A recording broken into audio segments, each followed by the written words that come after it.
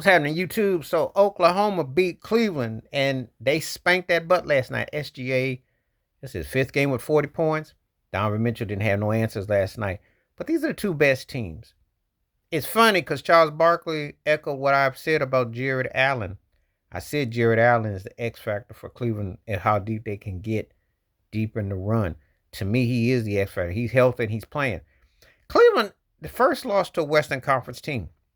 They're not going to lose too many games. They're well coached. It's just that OKC came out there, bust that behind, got on that break, and played some defense. I'm going to tell you like this. Yes, the NBA on totality sucks. However, there are some exceptions to watch.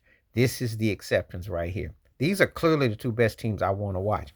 I hope they go to the finals the next 2 3 years. I don't care if the ratings are in the toilet. I would love to see OKC in Cleveland because I think SGA should get his MVP this year. And when they get his full complement of players back, then let's see what Donovan Mitchell can do. I would love a battle between OKC and Cleveland. Imagine if Kevin Durant, LeBron James had to just stay packed back home. Imagine that. What this rivalry could have been like. And no, LeBron, you can't claim Cleveland now.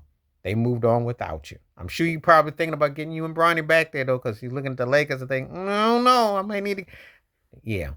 Anyway, it's good to see young teams and people taking it over. Now, yes, I vent because I will vent about how sorry the NBA is today. It's not just a 3 point line, it's no lack of rivalries. There's nothing to get excited about. And what they're trying to push, this lack of star power. Well, this definitely had the pull of the punch. You see fans feeling it in both places and buildings. This is a good young rivalry here. This is what the NBA needs. Now, all due respect to Tatum and Brown in Boston, they're boring. I like Joe Mazzulla a lot as a coach, and I think the Celtics got a chance to win another ring. But you can't have, you gotta have peanut butter and jelly together. Have one over here, one over there. Yeah, you'd have to combine Tatum and Brown as one, and then you'd have a dynamic player. But it's just not going. The synergy ain't there, and they just shoot threes, and they don't really get you hyped. They're not a team that you really want to loathe, and they're exciting when they're winning, hitting shots, but it's kind of anticlimactic. It's almost like cliche. There are teams around that you're looking around, but this is where the best two teams for. They both got the same record, 34-6 now, and they both play high volume, modernized ball, but it works. This is all we asking for is good team ball. Not gonna sit around here and think these are two of the greatest teams ever, but for this era, in the lack of fundamentals and in the lack of something to get excited about, this is pretty exciting. And I've been wanting this. I said in a video previous, and I'm saying it now. This is the finals I want to see for the next 2 or 3 years because I don't see anything else, unless, of course, you can sell me that Memphis and the Knicks could possibly play with John Morant against Brunson. That would be compelling. You got to give me something that would be compelling. Front office, box office, something. Don't say Minnesota or nothing like that. Because I'm going to be honest with you. I don't know if Anthony Edwards is going to finish up in Minnesota. And if he is, they got to put something to support better to make that thing work. For the excitement that he brought, it's not enough. Then we look at Orlando and Milwaukee. See Milwaukee. I don't think that's going to come out with that. I just don't. I think Giannis might have to consider going somewhere, or he going to have to get a better cast. They too inconsistent, and they half-timey. The West, Jokic can be the best player. Giannis can be the second best player, but SGA is the MVP. And I'm going to say this with a straight face. OKC's got the best team. We got to count Rockets somewhere. We got to count what you represent. You got to be able to run it. So that's how I'm looking at it. But I like these young teams like that. Houston, if you are for real, and Jalen Green is taking the next step, and I do like Udoka a whole lot, as you know. Houston against the New York in the finals, this time with nothing to worry about Jordan not coming back, and OJ's Bronco, no chases, no nothing. Rest in peace to Juice.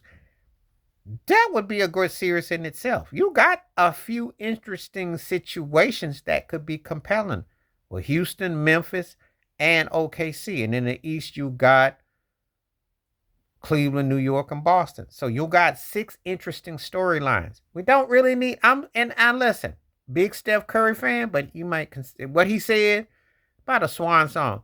Yeah, It's stat pad time. And I got no problem with him padding because that way it just solidifies and strengthens him to get 25,000 plus points for his career and move up the scoring chain and what he do. He ain't win no more chips. Now with that lineup, that ain't happening. LeBron, you stat padding. You're trying to put into the stratosphere. You ain't winning. AD ain't getting no better.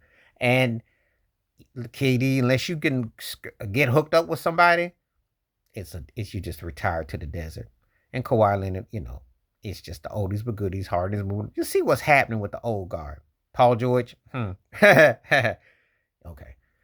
You see what's happening. The new guard is taking over.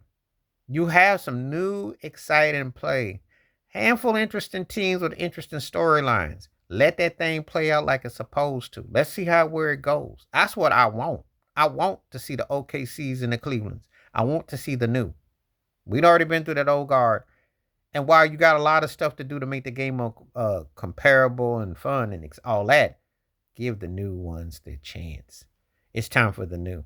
Because the old dogs, and the problem that you're running into with LeBron, KD, and Curry is they three of the greatest players ever and respectively for their eras, etc. It's that they just hogging up the spotlight. They don't matter like that no more. Same thing with Kawhi Leonard, same thing with James Harden, same thing with Paul George. That's done. We need the new. So that era is gone. It's time to get to the new. And message for Tatum and Brown, if y'all don't get back and win again, your time won't be long either because that's just the fact.